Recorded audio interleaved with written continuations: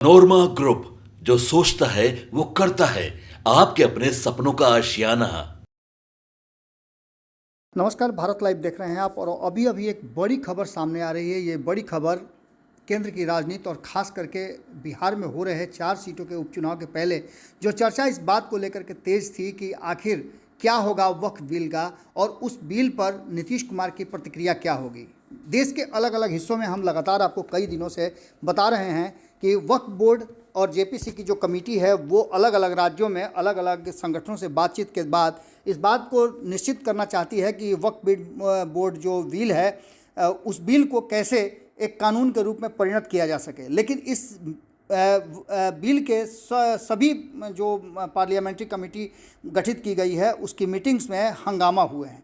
अलग अलग राजनीतिक दलों ने इस पर हंगामा किया है। और वहीं आपको बता दें कि जगदम्बिका पाल जो इस कमेटी के जेपीसी के अध्यक्ष हैं, उन्होंने पटना पहुंचने वाली जो कमेटी की जो टीम थी उस टीम को अब ये कह करके कि नहीं आ रही है और ये मीटिंग तत्काल स्थगित किया जाता है, ये बात कह करके कहीं ना कहीं एक सवाल जरूर खड़ा कर दिया है। आपको बता दें कि कल यानी कि 13 नवंबर को पटना में बैठक होनी थी और 13 नवंबर को ही आपको पता है कि बिहार में विधानसभा के जो उपचुनाव हैं वो होने वाले थे और झारखंड में भी बगल के राज्य में चुनाव होने वाला था। इन सारी बातों को लेकर के वक्फ संशोधन विधेयक 2024 पर सुन्नी सिया वक्फ बोर्ड, अल्पसंख्यक विभाग, विधि विभाग और बिहार राज्य अल्पसंख्यक आयोग से चर्चा करनी थी। अब इन सारी बातों को लेकर के जो वर्तमान स्थिति बनी है उसमें बता दें कि वक्फ संशोधन विधेयक 2024 वक्फ संपत्तियों के प्रबंधन और संरक्षण से जुड़ा हुआ है। संसद के शीतकालीन सत्र में इसे पारित कराया जा सकता था, लेकिन इस विधेयक को संपत्ति के दुरुपयोग को भी रोकने का एक मामला बताते हुए और जेपीसी को के कुल 31 सदस्यीय टीम को सौंप दिया गया था। हमने 2 दिन पहले आपको ये खबर करके बताई थी कि वक्फ संशोधन विधेयक को लेकर के और जेपीसी को लेकर के कई तरह की भ्रांतियां फैल रही हैं। इस कमेटी को लेकर के और इस बिल को लेकर के लगातार हंगामा हो रहा है। और जहां तक आपने देखा भी होगा कि इस बिल के आने के बाद भारतीय जनता पार्टी को बैकफुट पर जाना पड़ा था और बैकफुट पर जाने के बाद नीतीश कुमार के फैसले का सबको इंतजार था। बिहार में होने वाली अब तक की जितनी भी बैठकें थी वो सारी बैठकें हुई, जिसमें आपको हमने बताया भी था कि कई बैठकें हुई जिसमें कर्नाटक, तेलंगाना, तमिलनाडु, महाराष्ट्र और गुजरात जैसे राज्यों में इस पर पूरी तरह से बातचीत हुई। और हालांकि इसमें हंगामा भी हुआ।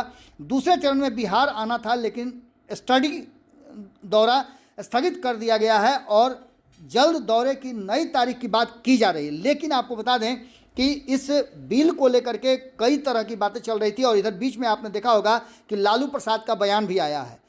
13 तारीख को एक तरफ जहां उपचुनाव के वोटिंग किए जाने थे तो वहीं दूसरी तरफ जेपीसी की बैठक भी होनी थी। इसको लेकर के भी कई तरह की बातें चर्चा में आ गई थी। कहा यह जा रहा था कि नरेंद्र मोदी भी इसी दौरान पटना के दौरे पर, बिहार के दौरे पर आ रहे हैं और कहीं ना कहीं ये चुनाव को प्रभावित करने वाला हो सकता है। लेकिन वक्फ बोर्ड बिल नीतीश कुमार के लिए कहीं ना कहीं गले का घेग बन गया है और नीतीश कुमार इस पर अब तक कोई भी स्पष्ट बयान नहीं दे पाए हैं। अब देखना दिलचस्प होगा कि इस बिल के कैंसिल होने में नीतीश कुमार और इस बिल के लिए बैठक जो होनी थी उसे कैंसिल होने में नीतीश कुमार की क्या भूमिका है। क्या नीतीश कुमार भी चाहते हैं कि इस बिल को ठंडे बस्ते में डाल दिया जाए? हालांकि लालू प्रसाद के बयान के बाद तो यही है कि वो सीधे नीतीश कुमार पर हमला नहीं किए हैं, लेकिन नीतीश कुमार को समाजवादी विचारधारा का होने का, सेकुलर होने का जो उनका एक दावा किया जाता है उसको लेकर के लालू प्रसाद ने निश्चित रूप से कहा है कि वो अपने हिसाब से नहीं बल्कि भारतीय जनता पार्टी के स्टाइल में सरकार चला रहे हैं। अब देखना दिलचस्प होगा कि इस मीटिंग की अगली तारीख क्या होती है और उस तारीख में क्या होता है। अब तक हंगामे की भेंट चढ़ी सारी मीटिंग्स बिहार में आकर के किस तरह से संचालित होती है, ये भी देखना दिलचस्प होगा। जुड़े रहिए भारत लाइव के साथ। बहुत बहुत धन्यवाद।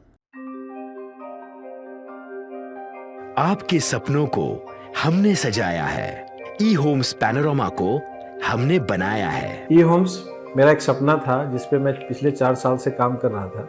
हमने जो बनाया है वो सबने है माना। ई होम्स पैनोरमा में हो आपका भी आशियाना। और फाइनली हमने 2021 में इस प्रोजेक्ट को लॉन्च किया। बहुत लोग अप्रिशिएट कर रहे हैं कि पूर्णिया जैसे शहर में, बिहार के, एक तो बिहार की बात करें उसमें भी पूर्णिया जैसे छोटे जगह में इस तरह का लाइफस्टाइल देना, ये सुन के हम लोगों को बहुत अच्छा लगता है। ई होम्स में हमने कुछ और भी किया है, जैसे हम जिस जगह में रह रहे हैं हमारे फैमिली सिक्योर हो, उनको सिक्योरिटी का ध्यान में रखा है। आपकी सुविधा और सुरक्षा आपके लिए खास है, ये आपका विश्वास है। इसमें आर्टिफिशियल इंटेलिजेंस का 7 लेयर सिक्योरिटी का हमने इस्तेमाल किया है। लस ग्रीन कैंपस को बनाया है, यदि हमारा बाउंड्री वाल है तो वो वर्टिकल गार्डन है। ये जितनी भी फैसिलिटी होता है एक इंटरनेशनल टाउनशिप में ई होम्स है, ये हम लोग विश्वास नहीं कर पा रहे हैं। जो भी हमारे मित्र दोस्त या जो भी हमारे बाहर के बाहर आते हैं तो हम लोगों को बहुत अच्छा सुनने को मिलता है और बहुत अच्छा क्रेडिट मिल रहा है। वो सारा हमने सिर्फ एक बिल्डिंग नहीं बनाया, हमें एक बहुत अच्छा लाइफस्टाइल दिया ई होम्स में, और मेरा एक सपना था जिसको मैं आज फुलफिल होते हुए देख पा रहा हूँ। ये आपका आवास है। ई होम्स पैनोरामा में अब आपका निवास है। E Homes Panorama, luxurious lifestyle redefined. Panorama Group, जो सोचता है वो करता है। अगर ये वीडियो पसंद आई और वह बिहार के राजनीति और बिहारियत से सरोकार रखेनी तो सब्सक्राइब बटन दबा के चैनल के सब्सक्राइब कर ली। ओजे एगो घंटी बा, ओकरा बटन दबा देला से कुल सटीक और मारक खबर रुआ मुफ्त में मिल जाई।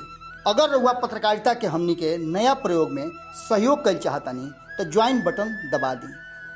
पेटीएम नंबर नोट कर ली 9386 816 700। धन्यवाद।